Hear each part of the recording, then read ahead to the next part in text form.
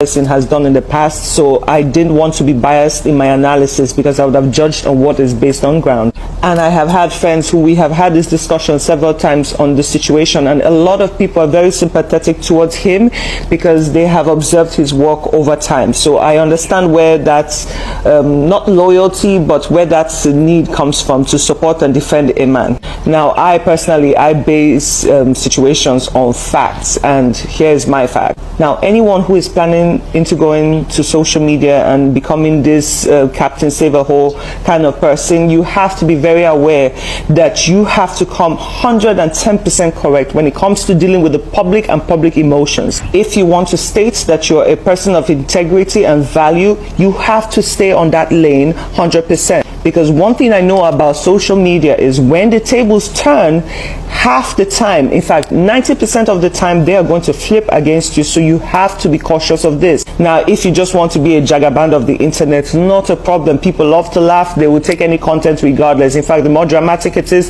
the better. But when we are speaking about integrity, your word is your life. That means under any normal circumstances, when you do go against that and you jeopardize people's lives and safety and funds, you have to be liable for those situations. Now, let's bring Very Dark Man into this. The one thing I have observed with him is, yes, he does have a very strong personality. He comes out very tough. Sometimes some might call it egotistical. And yes, not everything he posts might be relatable to you. Not everything he posts you might agree on, and that is completely fine. Everybody has the right to their personal opinion. But there is one thing we are going to not discredit, is the fact that every time he does come out and attack a specific person, he always has backup information, things that are just waiting, sitting and marinating for them to be, pushed out there. And if you even notice, even with Very Dark Man, every time people are not comfortable with his own opinions on certain topics, they almost crash out, like they almost want to ban him off the situation. That is why it is very important for your credibility to stay strong, and that is why for some reason he has always come back up on top, because he always has facts to back up whatever claim he's after. Now, my only personal advice towards someone like Very Dark Man, he already knows what he's doing, he's good with that. My only thing is, he recently made a statement saying he's like a god on earth. Now, if you look in the history of man, from Pharaoh all the way down, of people who made statements like that, it never went in their favor in the long run. God has blessed you with the ability to help people on a larger scale. Does not give any human, whether it's you or me or anyone else, the right to declare themselves as a mini god or a god or godlike. We are humans who are trying to do the best we can to educate the public. Now, I also say, a lot of times when I make videos, a lot of people say, oh, they agree with me 100%. They don't even have to listen to the what I say because they just agree. No, everybody has the right to have an opinion. Your opinion might not be like mine, and yes, even if you do agree, doesn't mean you should take everything I say 100% and ride with it, because half the time it might not work for you. Don't love anyone on the internet that much that you are biased when something goes wrong. Have an educated, intellectual discussion with me, not bashing, not disrespectfully, because I will block your motherfucking ass. Let's be clear about that. But have a conversation with me. I am not above correction. I like correction. Somebody recently corrected me on a statement I made. My English wasn't correct, and I was so happy, because guess what? Now I know for the future. Now, when it comes to Mr. Harrison, let's go back to him, because my problem with you is a family trusted you with their lives and say, listen, we're going to give you the ransom money of, I think it was 20 million. Please go release this family, the wife and the husband.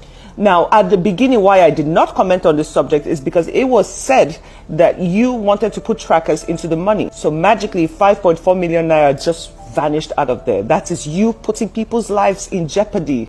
See, everything we do in life has to be properly calculated. If you're not sure of the outcome of what's going to happen in a situation, you should never, under any circumstances, put a human life in jeopardy. And yes, after that you were arrested, and yes, VDM came out and spoke about the issue, and yes, Nigerians almost turned against VDM because they trusted your word. And now, in the sense of doing damage control, instead of you to say, you know what, I take this full responsibility of a situation which was created by me and my people, you choose to actually worry more about your credibility and your image, and in my eyes, you have failed completely. The respect can never be there under any circumstance.